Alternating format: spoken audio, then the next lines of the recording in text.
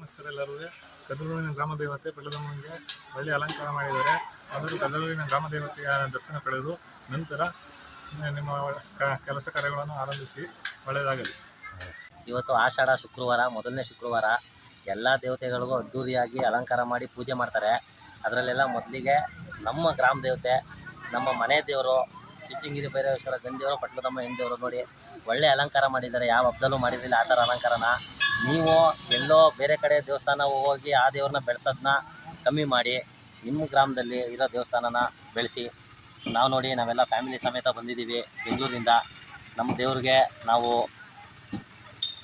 ಪೂಜೆ ಮಾಡ್ಸೋಕ್ಕೆ ಬಂದು ಪೂಜೆ ಮಾಡಿಸಿದ್ದೀವಿ. ಫಸ್ಟು ನಮ್ಮ ಗ್ರಾಮ, ಆಮೇಲೆ ಬೇರೆ ದೇವಸ್ಥಾನ ಅಂತ ಹೇಳ್ತಾ ನೋಡಿ ನಮ್ಮ ದೇವಸ್ಥಾನದ ಅಲಂಕಾರ ಎಷ್ಟು ಚೆನ್ನಾಗಿದೆ. ಈ ಥರ ಅಲಂಕಾರನ ನಾವು ಹಬ್ಬಗಳಲ್ಲಿ ನೋಡ್ಬೋದಾಯಿತು. ಆದರೆ ಈಗ ಆಷಾಢ ಶುಕ್ರವಾರದಲ್ಲೂ ಅಲಂಕಾರ ಸ್ಟಾರ್ಟ್ ಆಗಿದೆ. ನೋಡಿ ಎಂಥ ಅಲಂಕಾರ. ದೇವಿಗೆ ನಾವು ಕಣ್ಣು ಸಾಲದು ದೇವಿ ನೋಡೋಕ್ಕೆ, 2 ಕಣ್ಣು. ನಾವು ನೋಡಿ ಫೋಟೋ ಗಿಟೋ ತಗೊಂಡು ನನ್ನ ಮಗಳಿಗೆ ಆಶೀರ್ವಾದ ಮಾಡಿಸ್ಕೊಂಡು ಹೊರಗಡೆ ಬರ್ತಾಯಿದ್ದಂಗೆ ಎಲ್ಲ ಹೆಣ್ಮಕ್ಳಿಗೂ ಅರಿಶಿನ ಕುಂಕುಮ ಕೊಡ್ತಾಯಿದ್ರು. ಅಲ್ಲಿ ನಮ್ಮ ಮಿಸ್ಸಸ್ಸು ಮತ್ತು ನಮ್ಮ ಅತ್ತಿಗೆ ಇಬ್ಬರೂ ಅರಿಶಿನ ಕುಂಕುಮ ತೊಗೊಂಡು ಅಲ್ಲಿಂದ ದೇವಸ್ಥಾನ ನಾವು ರೌಂಡ್ ಹೊಡ್ಕೊಂಡು ಆಚೆಗಡೆ ಬಂದರು.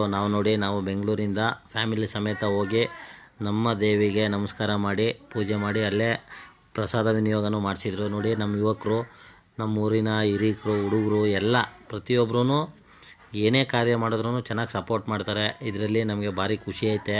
ನಮ್ಮೂರು ನಮ್ಮ ಹೆಮ್ಮೆ ಅಂತ ಬಂದ ಭಕ್ತಾದಿಗಳಿಗೆಲ್ಲ ಊಟದ ವ್ಯವಸ್ಥೆನ ಮಾಡಿದರು.